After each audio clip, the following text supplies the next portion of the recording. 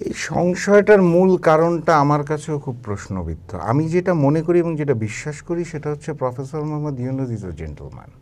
উনি যেটা কথা দিয়েছেন উনি কথা রাখবেন, এটা আমার একান্ত বিশ্বাস। এবং সংশয়ের জায়গাটা বা রাজনৈতিক দলের যে স্টেটমেন্টের কথা আপনি বলছেন, তাদের কিছু সুনির্দিষ্ট দাবি দেওয়া আছে যে একটা প্রকৃত নির্বাচন হওয়ার জন্য অবাধ, সুষ্ঠু, নিরপেক্ষ, লেভেল প্লেয়িং ফিল্ড, তাদের যে চাওয়া পাওয়াটা, তারা মনে করছে ওই পরিবেশটা এখনো সৃষ্টি হয় নাই।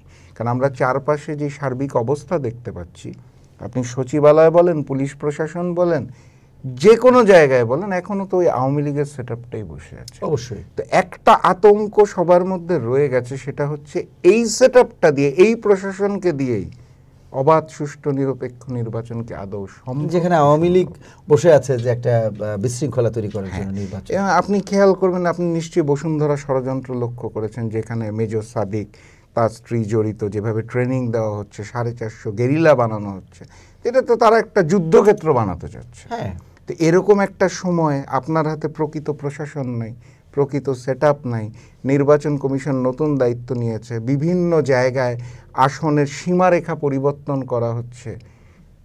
এই সব কিছু মিলিয়ে ফেব্রুয়ারিতে যেটা বলা হচ্ছে, সেই নির্বাচনটা সুন্দর, সুষ্ঠু, নিরপেক্ষ নির্বাচন হবে কিনা, এবং যেটা যাক পাবার, এটা তো অবান্তর নয়, তাহলে তো আশঙ্কাটা ঠিক না, আছে। আশঙ্কা অবশ্যই ঠিক আছে, নিঃসন্দেহে।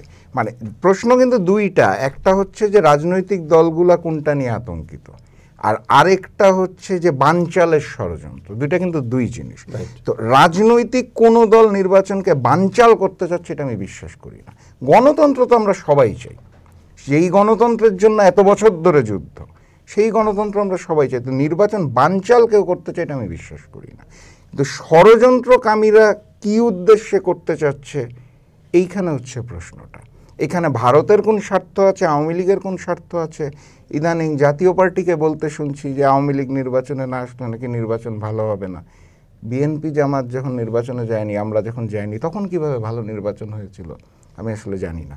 তো সব কিছু মিলিয়ে কিন্তু পরিস্থিতিটা ঘোলাটে। 5ই আগস্টের পর আমাদের অন্তর্বর্তী সরকারের যে ভূমিকাটা নেওয়া প্রয়োজন ছিল, আপনার বুঝতে হবে আপনি কার সাথে যুদ্ধে নেমেছেন।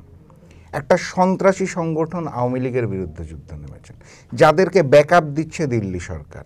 এখনও বাংলাদেশের মধ্যে রয়ের এজেন্টরা ঘুরে বেড়াচ্ছে। আপনি বিমান বাহিনীর মধ্যে ভারতীয় কর্মকর্তা এখনও কর্মরত প্রমাণ পাওয়া গেছে।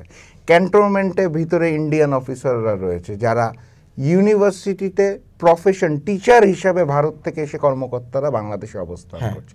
সব কিছু মিলিয়ে আপনার যুদ্ধটা কার সাথে?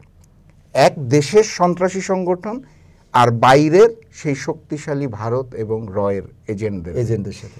এই জায়গাটাতে আপনি যখন সুশীলভাবে কাজ করতে চান, যেটা প্রফেসর মোহাম্মদ ইউনূসের নেতৃত্বে অন্তর্বর্তী সরকার করছে, তখন তো আপনাকে যে কেউ হুমকি দিবে। যাদের আজকে 14 শিকের ভিতরে থাকার কথা, আওয়ামী লীগের বিগত 3 নির্বাচনকে যারা বৈধতা দিয়েছে, ক্ষমতার স্বাদ নিয়েছে, তারা আজকে বড় বড় কথা বলছে।